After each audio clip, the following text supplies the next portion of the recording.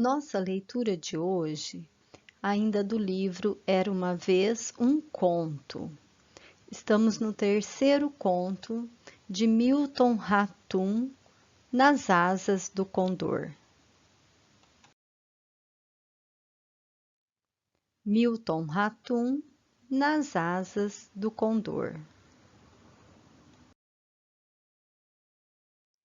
Quase morri de medo nas asas do condor. Voei, voei muito alto, mas a verdade é que renasci. Quando? Faz muito tempo, mas me lembro do dia, mês e ano. 7 de setembro de 1958. Lembro-me também do lugar, pois há lugares da infância que ficam bem guardados na memória. Naquela época, na manhã do dia da independência, eu estava na beira do rio Chapuri, lá no Acre, brincando com meus amigos. Nós cavávamos buracos na areia a fim de encontrar ovos de tracajá. Em cada buraco havia dezenas de ovos que as nossas mãos transformavam em pequenas pirâmides e colinas brancas. Suávamos sob o calor inclemente e de vez em quando a gente mergulhava no rio, nadava e voltava para a praia à procura de ovos. Quando terminei de construir a terceira pirâmide, tive uma primeira crise de asma. Senti falta de ar e abri a boca para tentar respirar. Não há nada pior do que sentir falta de ar, porque sem ar, eu, você e o mundo inteiro não podemos viver. Meus amigos assustados correram até minha casa e viram minha tia Leila limpando um peixe na varanda. Apontaram para a beira do rio e um deles disse que meu rosto estava estufado e vermelho. Tia Leila, a mais dramática de minhas tias, pensou que eu tinha me afogado no rio e correu para avisar minha mãe, que correu para o rio e entrou nas águas do Chapuri. Estava tão nervosa que não me viu na beira do rio e, é claro, não me veria nas águas do rio. Quando voltou para a praia, seu vestido azul colado no corpo e seus cabelos longos escorridos lhe davam um ar engraçado. Assim, vi minha mãe e tive vontade de rir.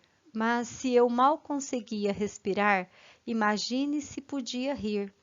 Minha mãe, atônita, correu para avisar meu pai, e no meio do caminho ela se lembrou de que meu pai não estava em casa, nem na cidade. Meu pai estava viajando num barco. Ele descia e subia o rio Acre, vendendo tecidos e roupas, ou trocando tecidos e roupas por pelas de borracha e sacos de castanha. Nossa casa ficava na Praça Plácido de Castro, a menos de 100 metros da prefeitura da cidade. Minha mãe se lembrou de que havia um médico em Chapuri, o Dr. Monte, um médico de Rio Branco que a cada 2 meses visitava a cidade. Mas o Dr. Monte tinha ido atender um doente em Brasileia, lá na fronteira com a Bolívia. Então, apavorada, ela se dirigiu à prefeitura, pois o prefeito era primo do meu pai. O prefeito correu para a praia e me viu estendido na areia, cercado por pirâmides e colinas de ovos de tracajá. Meu rosto devia estar vermelho que nem melancia, porque o prefeito olhou para mim e disse: Por Deus, o menino está sufocado. Ele olhou para o céu e disse para minha mãe e tia Leila: Fiquem aqui, eu vou cuidar desse menino.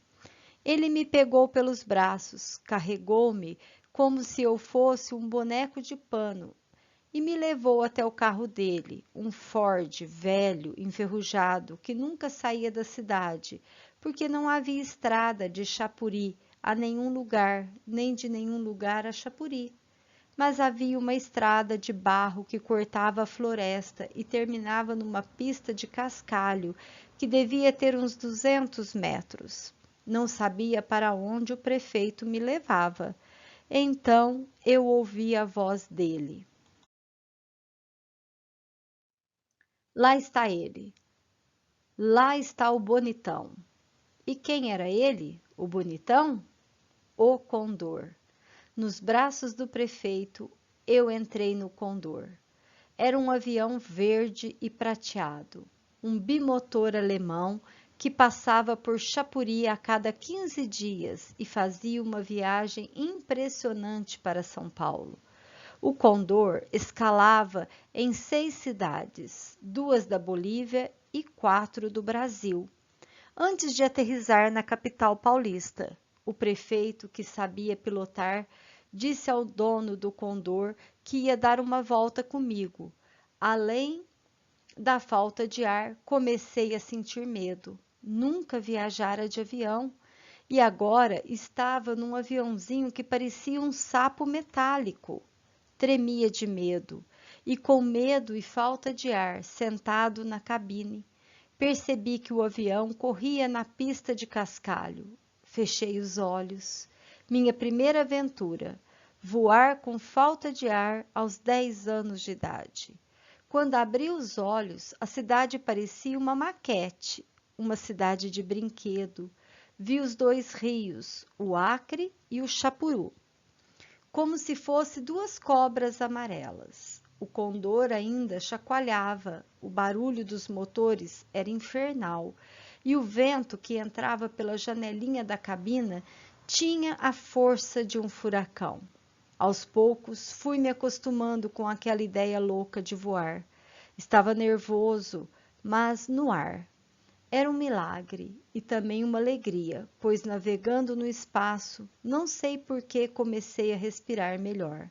Já não sentia a angústia de estar perdendo o fôlego, de abocanhar em vão um punhado de ar. Voltava a ser como você, que respira pelo nariz, normalmente, sem ânsia, sem sufoco. O prefeito piloto, ao notar minha melhora, sorriu. Logo depois, ele riu. Agora vamos conhecer as nuvens. Ele puxou um pouquinho o manche. O Condor começou a subir, subir, e subimos tanto que entramos nas nuvens. Essas nuvens que lá de baixo parecem enormes blocos de mármore, que nem esculturas aéreas flutuando no céu azul da Amazônia. Nuvens de todos os tamanhos e formas, nuvem dragão, nuvem serpente, nuvem tartaruga, nuvens que são formas do céu da minha infância. Depois começamos a baixar, sobrevoamos o rio Acre, sinuoso, barrento, como uma cobra d'água sem fim. Vi um barquinho navegando perto de uma vila. Imaginei que podia ser o barco do meu pai e dei um adeus na janelinha da cabina. Depois o Condor baixou ainda mais. O piloto apontou para uma árvore e disse: uma sumaúmeira. Outras árvores, a castanheira, a seringueira, árvores enormes que eu via do alto. No meio da floresta, vi uma cortina esverdeada, com tons de amarelo. O piloto me disse que era um bambuzal. Vi o barracão de um seringal, o celedade, e canoas que pareciam de papel pardo, pequeninas e frágeis. Em 20 minutos de voo, vi coisas que só podia imaginar. Hoje, quase 40 anos depois desse voo, penso que escrever uma história se parece com isso: voar, ver o que nunca vimos, imaginar. Aterrissamos na pista de cascalho. No galpãozinho à beira da pista, minha mãe e tia Leila estavam ao lado do dono do avião. Minha mãe xingou o prefeito de louco irresponsável. Tia Leila, de cara emburrada, mal falou com ele. Mas, quando me viram são e salvo, respirando como uma criança sadia, ficaram aliviadas. Olhei para o avião na pista e me despedi daquele sapo metálico que havia me curado.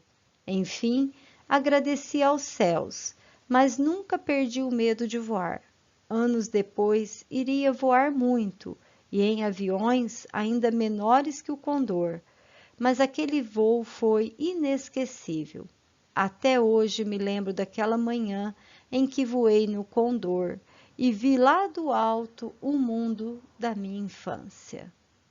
Era uma vez um conto, São Paulo, Companhia das Letras, 2002.